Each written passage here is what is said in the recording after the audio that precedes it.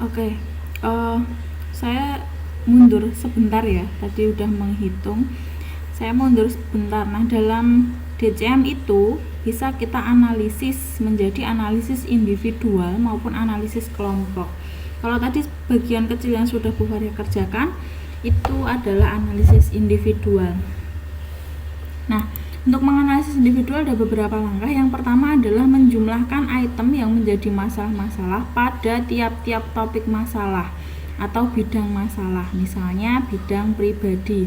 Nah, tadi yang saya contohkan di video sebelumnya, Bu Faria kan sudah menjumlahkan Aprilia mengalami permasalahan apa saja di bidang pribadi. Yang saya jumlah ke kanan itu adalah menjumlahkan item yang menjadi masalah pada tiap-tiap topik masalah. Kemudian langkah kedua, kita mencari persentase berapa persen dari topik masalah dengan rumusnya adalah NM per N kali 100%. Ini belum kita cari di Excel. Di sini akan kita hitung, kita cari. Saya sampaikan materinya sedikit dulu. Nah, apa itu NM?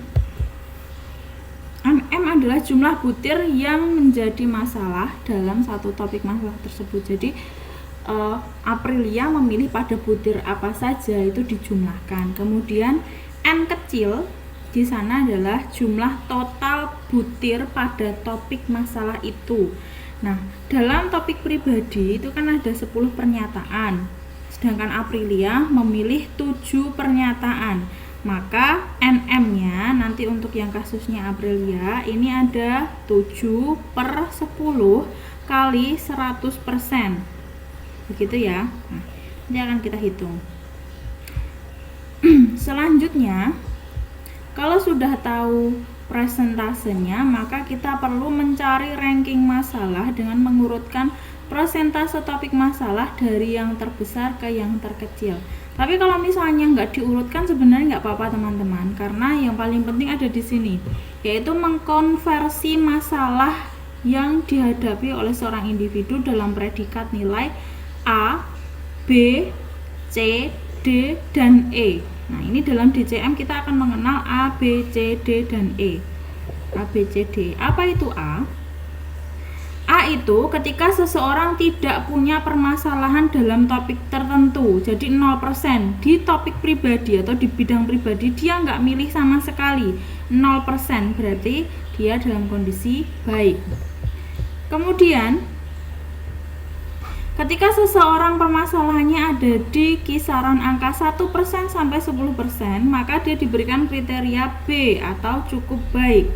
Selanjutnya, jika permasalahannya ada di prosentase 11 sampai 25%, maka dia ada di kriteria C atau cukup baik.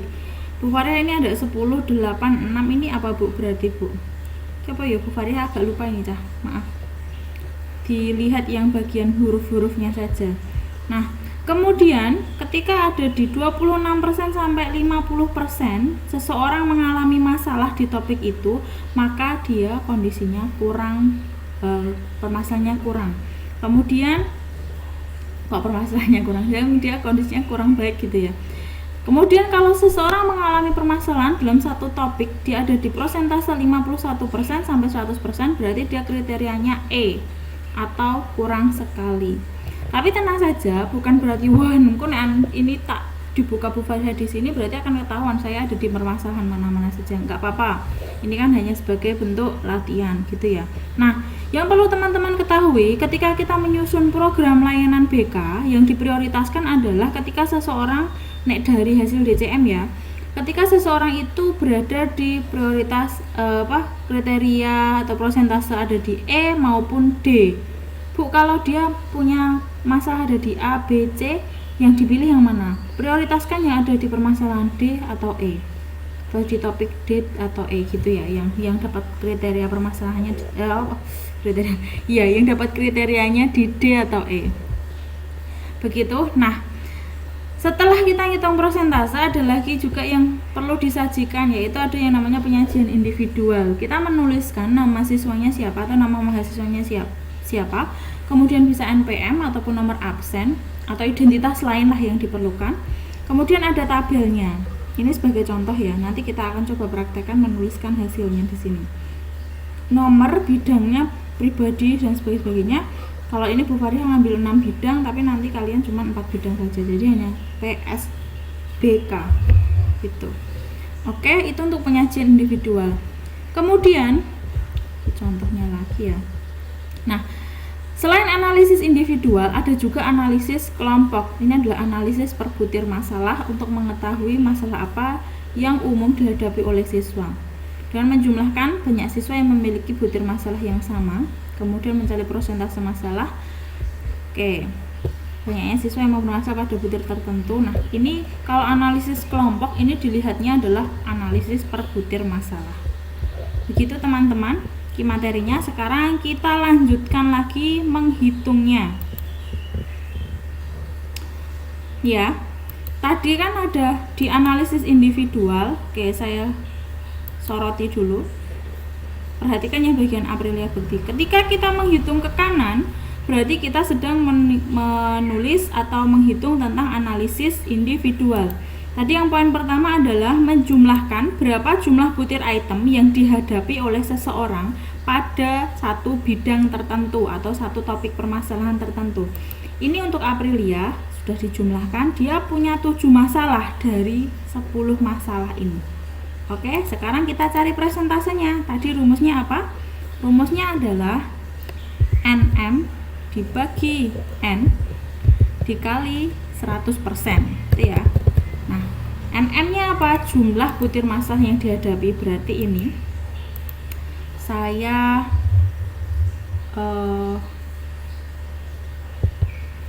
pakai rumus ya. Bismillah, semoga Bu Faria bisa. Sama dengan kurung buka yang di sini dibagi jumlah total butir item dalam satu bidang tertentu. Jumlah butir itemnya pada bidang pribadi adalah 10. Kemudian kita kurung dikalikan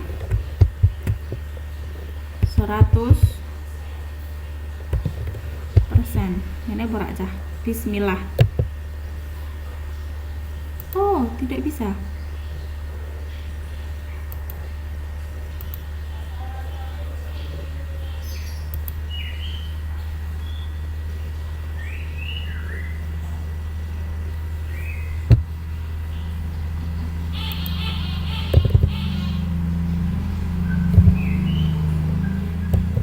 Gini, sorry, rumusnya keliru cah.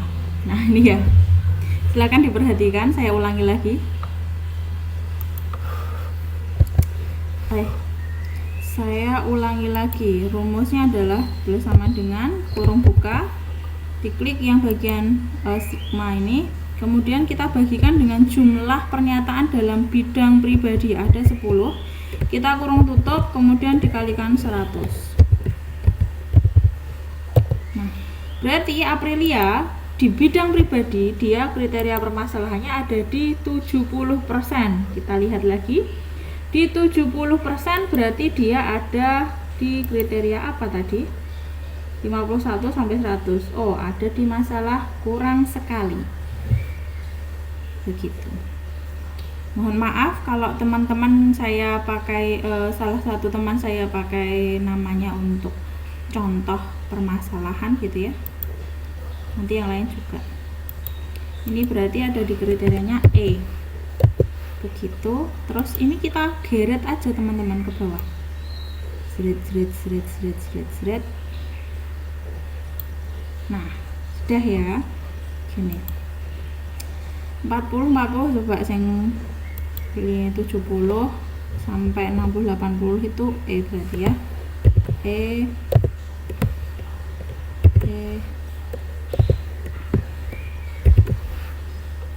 Oke, sebentar, pokoknya nanti udah jadi ya, sebentar. Nah, ini sudah Bu Faria berikan kriterianya ya, semuanya ya, E, D, E, dan seterusnya.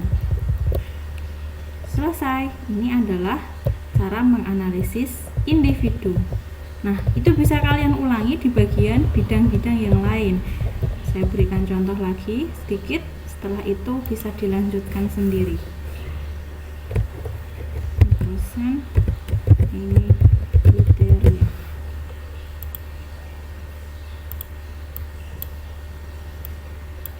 Oke, yang sigma saya ulangi lagi, ini adalah penjumlahan dari sini.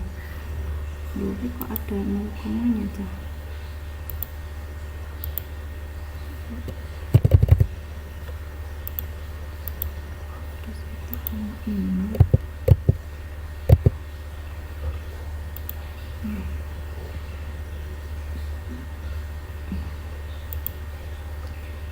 Oke, yang ini berarti kita jumlahkan sama dengan sum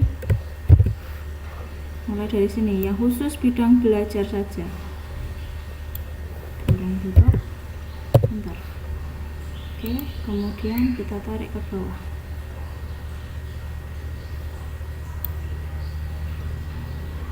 Gini.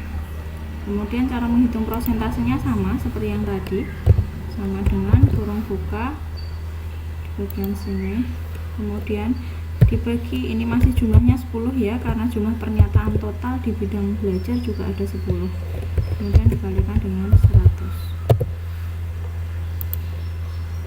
sama urut aja ya. Begini, tinggal kita berikan kriteria. Oke, ingat ketika kita menjumlahkan ke kanan berarti kita sedang menganalisis individu. Sekarang saya akan melanjutkan untuk analisis per kelompoknya.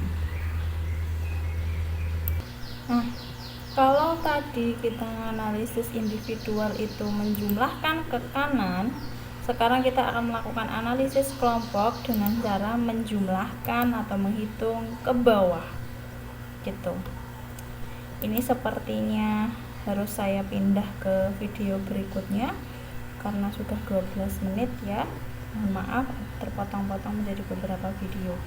Nah, untuk membuat analisis kelompok kita perlu membuat kayak gini. Ya sama sih sebenarnya konsepnya.